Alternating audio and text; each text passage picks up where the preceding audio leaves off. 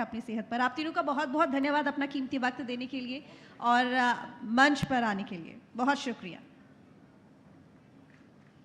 तो चलिए अब आगे बढ़ेंगे और अपने अगले सेशन की तरफ हम रुख करेंगे। हमारा जो अगला सेशन होगा उसमें भी हम हेल्थ को लेकर बात करेंगे, क्योंकि हमारा कॉन्क्लेव भी हेल्थ को लेकर ही है। तो सबसे पहले मैं doctor Ankita Patel, director apex trust hospital, उन्हें स्टेज पर बुलाना चाहूँगी। डॉक्टर अंकिता पटेल जी, प्लीज़ आप स्टेज पर आइए। ज़ोरदार तालियों के साथ स्वागत कीजिए डॉक्टर अंकिता पटेल जी का। डॉक्टर वरुण मौर्य, डायरेक्टर आइवा hospital. Doctor Varun Maurya ji, please आप भी मंच पर आइए। ज़ोरदार तालियां डॉक्टर वरुण मौर्य जी के लिए। अब मैं doctor CB Jaiswal, director Krishna hospital and medical health care, doctor CB Jaiswal ji को बुलाना चाहूँगी स्टेज पर। प्लीज़ स्टेज पर आइए doctor CB Jaiswal ji. Doctor CB Jaiswal ji, जोरदार तालियां डॉक्टर सीबी जायसवाल जी के लिए भी। तो देखिए, इनसे भी हम बात करेंगे कि आखिर किस तरीके से हम अपनी सेहत को और ज़्यादा सुरक्षित रख सकते हैं। इसके साथ ही बात करेंगे उन योजनाओं के बारे में भी जो कि गवर्नमेंट की तरफ से मरीजों के लिए, लोगों के लिए, जनता के लिए चलाई जा रही हैं। किस तरीके से काम हो रहा है इस क्षेत्र में और भी ज़्यादा जानने की कोशिश करेंगे। मेरे सहयोगी शुभम, जो कि इस सेशन में मेरे साथ इस सेशन को आगे बढ़ाएंगे। शुक्रिया रितु। मैं एक बार निवेदन करूंगा कि आप सभी अपने स्थान को ग्रहण कर लें, बैठ जाएं। हमारे साथ इस वक्त डॉक्टर अंकिता पटेल हैं, डायरेक्टर हैं एपेक्स ट्रस्ट हॉस्पिटल की। Doctor Varun Maurya, director AIWA hospital, और डॉक्टर सीबी जायसवाल, डायरेक्टर हैं Krishna hospital and medical health care. आप सभी का बहुत स्वागत है न्यूज़ नेशन के इस हेल्थ कॉन्क्लेव में। अंकिता जी, मैं आपसे शुरुआत करना चाहूँगा, चूँकि महिला सशक्तिकरण को लेकर हमारे प्रधानमंत्री, हमारे मुख्यमंत्री लगातार जो है बात करते हैं, चर्चा करते हैं, और उसकी एक मिसाल आप हैं।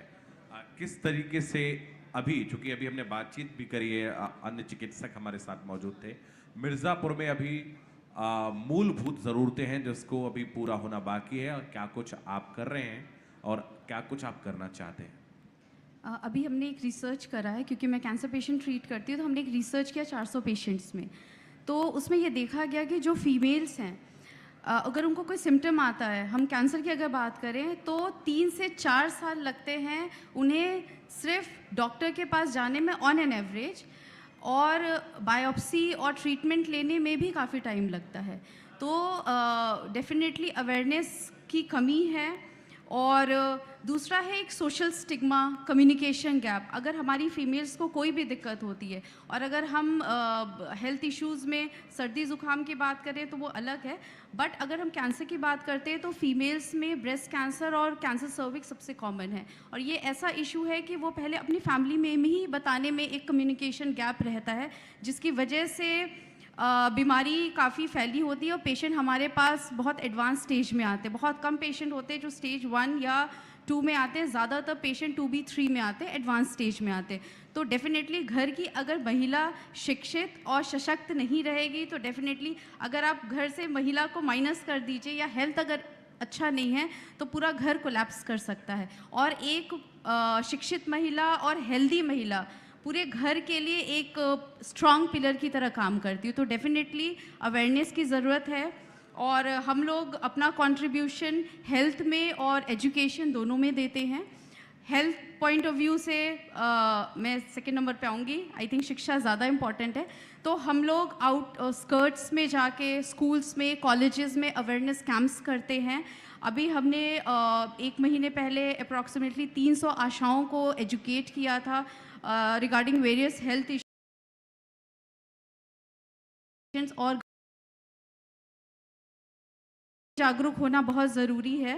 तो अपने बारे में एक्चुअली एक ये हमारा कल्चर भी है और एक ह्यूमन नेचर भी है कि फीमेल्स अपने बारे में लास्ट में सोचती हैं, दूसरों के बारे में पहले सोचती हैं, चाहे वो हेल्थ हो, चाहे वो कोई भी एस्पेक्ट हो। बट मेरे हिसाब से महिलाओं को पहले अपने बारे में, सेल्फ केयर के बारे में ध्यान देना चाहिए, ताकि वो हेल्दी रहें, स्वस्थ रहें, ताकि वो सबका ध्यान रख सकें। तो एक शिक्षा हो गया। और अगर ट्रीटमेंट की अगर हम बात करें, तो एपेक्स ट्रस्ट हॉस्पिटल में हम फ्री अल्ट्रासाउंड करते हैं पेशेंट्स का। इसके अलावा फ्री कैटरेक्ट सर्जरी हो ही रही है। हर थर्सडे फर्स्ट और थर्ड थर्सडे हम लोग फ्री कैंसर कैम्प करते हैं, उसमें फ्री मेमोग्राफी करते हैं, फ्री पैप स्मीयर करते हैं जो कि ब्रेस्ट और सर्विक कैंसर के लिए है। इसके अलावा हमारा एक पूरा एक फीमेल लेड डिपार्टमेंट ही है जो हमारा सिस्टर हॉस्पिटल है, पिक super speciality, female pathologist, female radiologist, cancer specialist, physician. तो अगर काफ़ी बार फीमेल्स होती हैं जो मेल डॉक्टर से अल्ट्रासाउंड या बायोप्सी कराने में होता है कंफर्टेबल नहीं होती, तो उसके लिए भी हमने ये प्रोविज़न रखा हुआ है।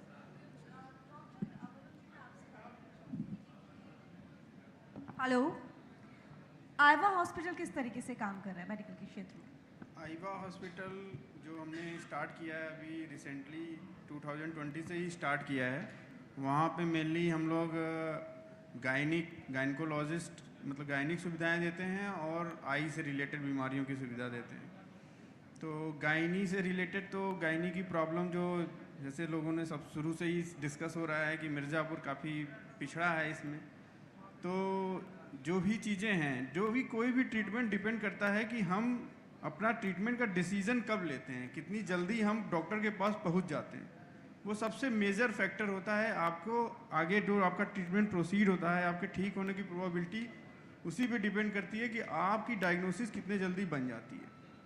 तो पिछड़ा होने की वजह से, जैसे मैडम ने भी बोला कि अवेयरनेस बहुत कम है मिर्ज़ापुर में पेरिफेरल किसी भी चीज़ को लेके, चाहे जैसे गायनिक के मेरी वाइफ गायनकोलॉजिस्ट हैं तो उनमें हम रोज़ ही देखते हैं कि पेशेंट डिलीवरी पहले 2-3 जगह जाएंगी, फिर वहाँ से बिल्कुल केस बिगड़ जाएगा, फिर वो डॉक्टर के पास पहुँचते हैं। इतनी कम अवेयरनेस है, इतना प्रोग्राम चलने के बाद भी अभी बहुत दिक्कतें हैं, मतलब इस एरिया में तो बहुत दिक्कतें हैं। बाकी हम लोग आई से रिलेटेड तो हम लोग काफ़ी एडवांस काम करते हैं। ये दिक्कतें सिर्फ पेशेंट्स की तरफ से या डॉक्टर्स हॉस्पिटल्स की तरफ से भी है? क्या चीज़?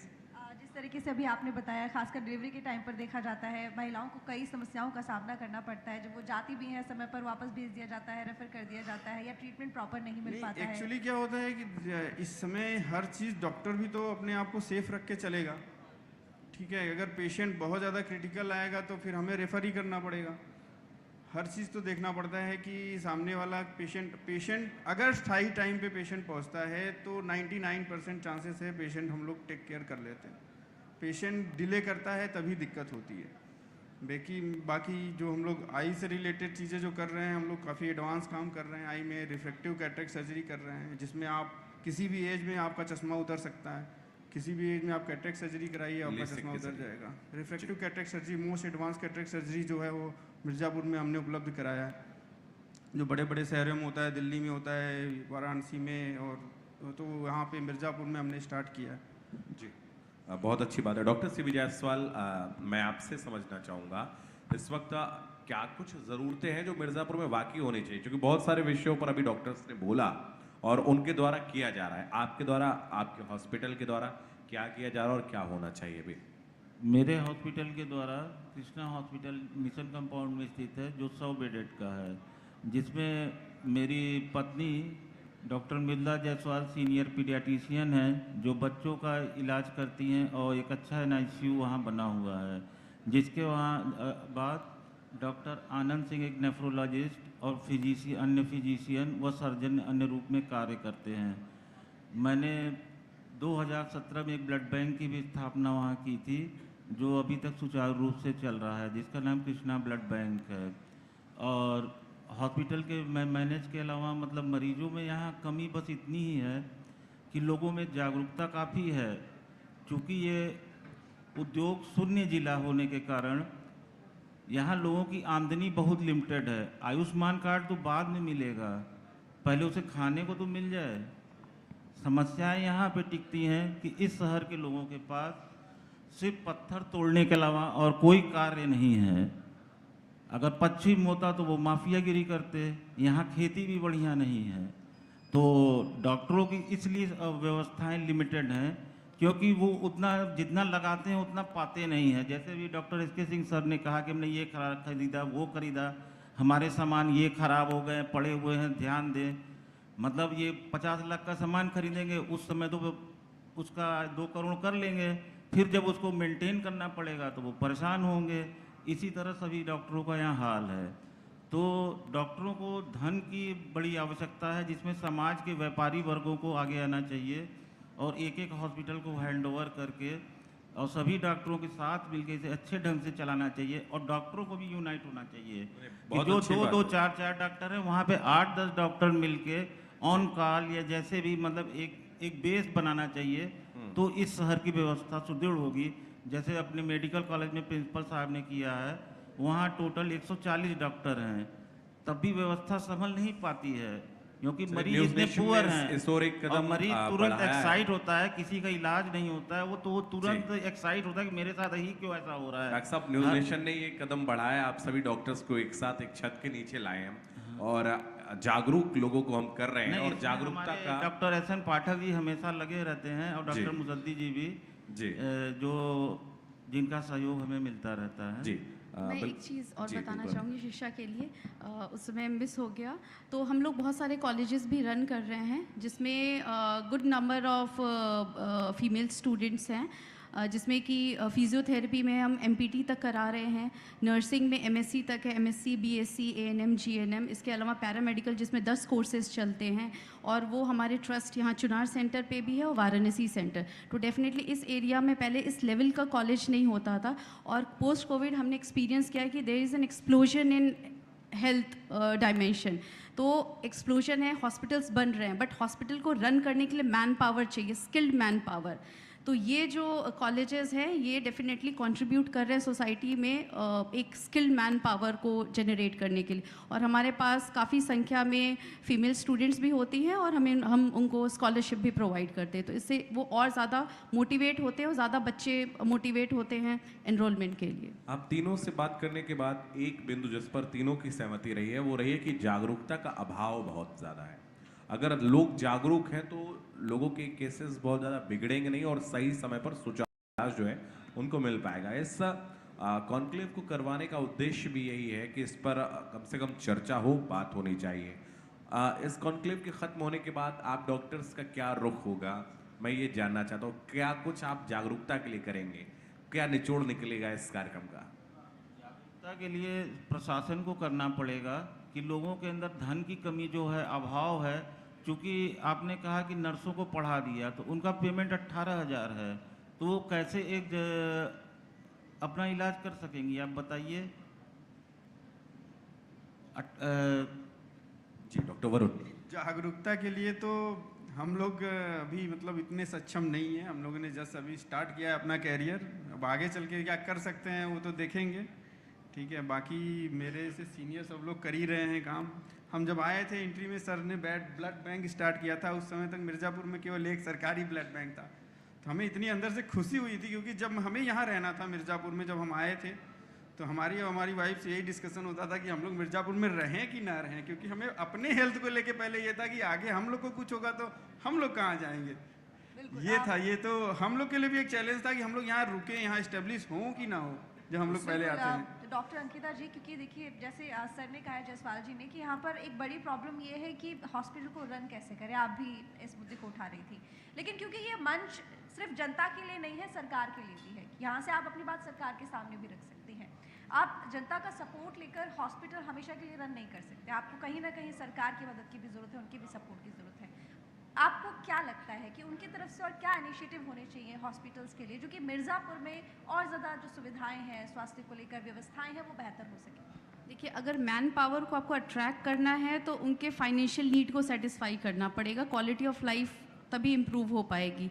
क्यों मेट्रोज़ के डॉक्टर्स टायर 2 सिटी में नहीं आना चाहते? एक तो क्वालिटी ऑफ लाइफ और डेफिनेटली एक फाइनेंशियल सेटिस्फैक्शन बहुत ज़रूरी है। तो ये इन पॉइंट से पहले भी बात हो चुका है कि अगर पे स्केल को बढ़ाया जाए, उनकी एमिनिटीज़ को बढ़ाया जाए, और जो हॉस्पिटल्स हैं अगर वो कोई वर्क कर रहे हैं, सर्विस प्रोवाइड कर रहे हैं, तो उनका जो रेन्यूमरेशन है या जो कॉम्पनसेशन या जो पेमेंट है, वो सारी चीज़ें अगर टाइमली फुलफिल होगे तो डेफिनेटली पूरा फोर्स अब पूरे मोटिवेशन के साथ काम कौन नहीं करना चाहता। हम लोग 10 से 15 साल पढ़ाई करते हैं, राइट, काम करने के लिए, सेवा करने के लिए, और सेवा करने के बाद हर किसी को एक सेटिस्फाइड लाइफ चाहिए होता है। डेफिनेटली उसके लिए जिन पॉइंट्स पे पहले बात हुआ है उन सब पे फोकस करना बहुत ज़रूरी है। बिल्कुल डॉक्टर वरुण, क्योंकि हम हॉस्पिटल्स को लेकर बात कर रहे हैं, आपने अपनी तरफ से अपने मुद्दे भी रखे हैं। हमने अभी जो थोड़ी देर पहले पैनल में बात की थी सेशन में, उसमें एक बड़ी प्रॉब्लम जो सामने आई थी वो थी आजकल का लाइफस्टाइल। वो बहुत बिगड़ गया है, जिसमें एक आजकल का लाइफस्टाइल जो है वो बहुत स्टेबल नहीं है, बहुत बिगड़ गया है। लाइफस्टाइल तो को लेके बहुत बड़ी टेंशन है ही है, क्योंकि अगर मुझे लगता है कि कुछ भी आप, सबसे बड़ा फैक्टर होता है हमारा जो स्ट्रेसफुल लाइफ। अगर हम मेडिटेशन कर सकते हैं, करें मेडिटेशन, और तो उससे अच्छा इलाज तो कुछ नहीं है। आधे घंटे अगर हम सुबह मेडिटेशन करते हैं, बाकी हम कुछ भी खाएं, कुछ भी पिएं, वो तो ठीक है, थोड़ा सा उसमें वो रहना पड़ेगा, लेकिन मेडिटेशन तो मस्ट है। मेडिटेशन बहुत ज़रूरी है सुबह अपने दिमाग को शांत करने के लिए, क्योंकि हम लोग देख रहे हैं इतने अच्छे, इतने फिजिक, इतनी एक्सरसाइज कर रहे हैं लोगों को, तब भी हार्ट अटैक आ रहे हैं। तो मेडिटेशन तो बहुत ज़रूरी है। मेडिटेशन को मैं भी करता हूँ, मैं तो लोगों को रिकमेंड करता हूँ कि भाई मेडिटेशन ज़रूर करें और कूल रहें, और बहुत कितना भी टेंशन रहे कूल रहना चाहिए, कुछ भी हो। और दूसरा अभी एक चीज़ ये था कि लोगों को, मतलब पब्लिक का जो परसेप्शन है डॉक्टरों को लेके, थोड़ा सा दूसरी तरीके से बात है, मैडम ने भी बात की कि डॉक्टर जो होता है उसको अपनी लाइफ में सेटिस्फेक्शन केवल पैसे को लेके नहीं होता है, अपने काम को लेके वो बहुत ज़्यादा वो रहता है, एंथुजियाज रहता है कि हमें बहुत अच्छा काम करना है, बहुत ऊपर तक काम करना है, कि ये भी कर लें, ये भी कर लें, ये भी कर लें। वो भी हम लोग का यहाँ पे टीयर 2 सिटी में, टीयर जो नीचे की सिटीज़ है मिर्ज़ापुर में, वो भी हम लोग का थोड़ा सा हैम्पर होता है। ये चीज़ें भी केवल पैसे के लिए हम लोगों को, पब्लिक को लगता है कि डॉक्टर केवल पैसे के लिए काम करता है, पर ऐसा नहीं है। हमें अच्छा काम करना बहुत अच्छा, हमें बहुत सेटिस्फेक्शन देता है। बिल्कुल, बहुत अच्छी बात आपने कही है। जायसवाल साहब, मैं आपसे समझना चाहूँगा कि पिछले 5 साल में क्या बदलाव आया, जब से सरकार का बदलाव हुआ है स्वास्थ्य के क्षेत्र में, खासतौर पर क्या आपने देखा? पहले भी आप काम करते थे और अभी भी? स्वास्थ्य के क्षेत्र में काफ़ी बदलाव आया है। पिछले 5 साल पहले मिर्ज़ापुर में सिर्फ एक डिविजनल हॉस्पिटल हुआ करता था, जिसे अब मेडिकल कॉलेज में कन्वर्ट कर दिया गया है। प्राइवेट में पहले खाली 30-32 अस्पताल थे, जो बढ़ के अब करीब 150 हो गए हैं, और हर जगह मतलब शिक्षित और अच्छे डॉक्टर बढ़ते जा रहे हैं, किंतु उनके पास सीमित संसाधन हैं। मतलब कोई 10 बेड है, कोई 20 बेड है, किसी के पास सिर्फ सर्जरी ब्रांच है, किसी के पास सिर्फ आई ब्रांच है। मतलब एक कॉम्पैक्ट स्पेस अभी किसी को नहीं मिला है सिवाय मेडिकल कॉलेज के। तो मेडिकल कॉलेज में लोगों का इलाज काफ़ी अच्छे ढंग से किया जा रहा है, जिसमें हमारा ट्रॉमा सेंटर खुला। ट्रॉमा सेंटर के बाद क्या कहते हैं, गवर्नमेंट ने 5 साल पहले अपना ये MCH हॉस्पिटल बनवाया, जो जिसमें मतलब सुपर स्पेशलिटी हॉस्पिटल जिसे कहते हैं 100 बेड का, जिसमें बिना पैसा दिए अपना काम मरीज करा सकता है। वहाँ पे कार्ड नहीं चाहिए, वहाँ पे आप जाइए, पर्चा बनेगा, आधार कार्ड दीजिए, तुरंत डिलीवरी होगी, बच्चे का भी इलाज, माँ का भी इलाज, सब मुफ्त होगा।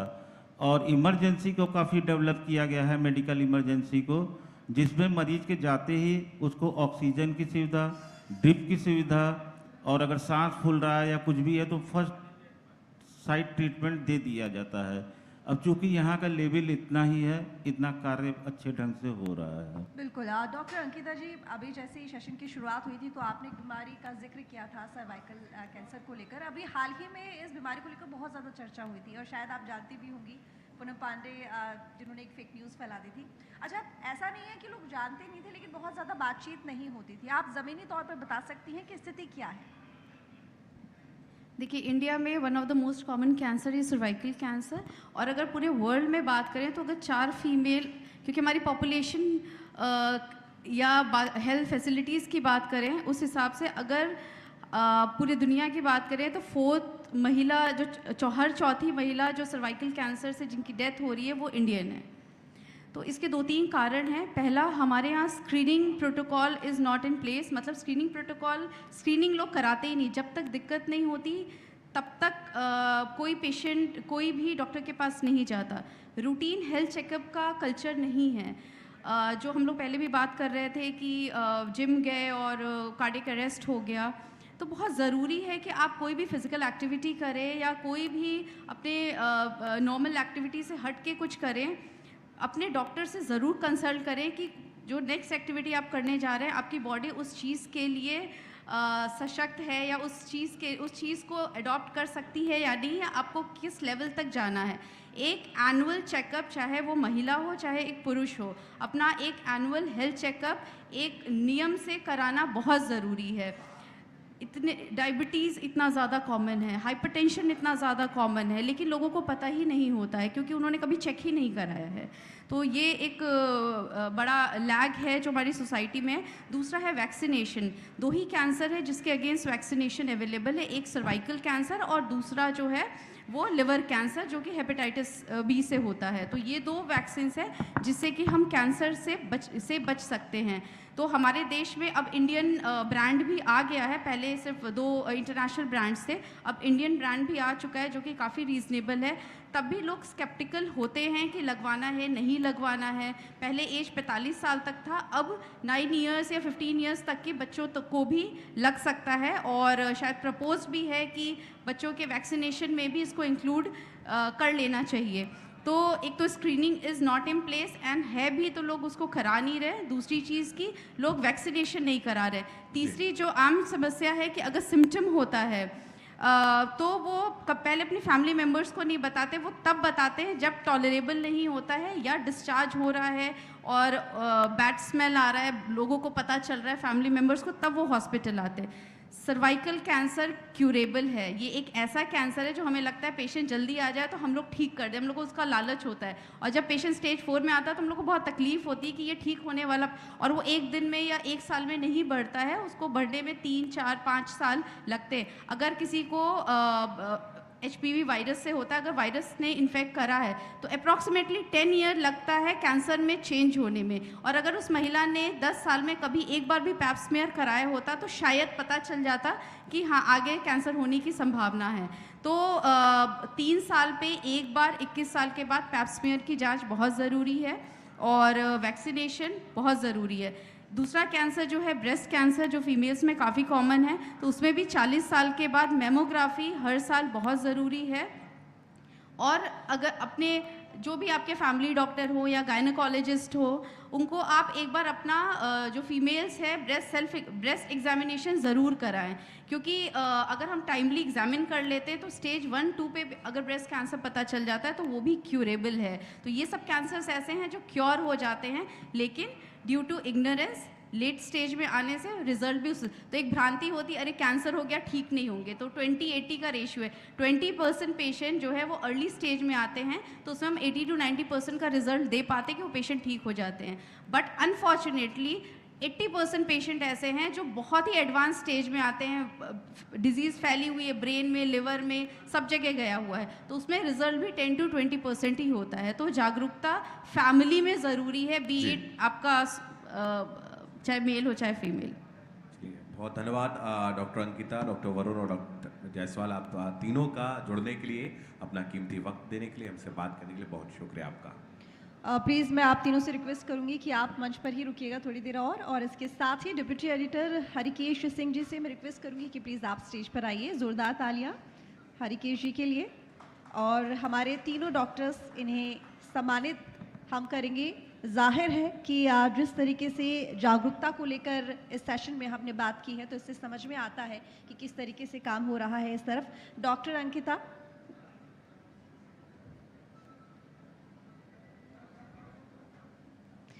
तो बता दें आपको कि लगातार हम हेल्थ सेक्टर को लेकर बात कर रहे हैं और इस तरफ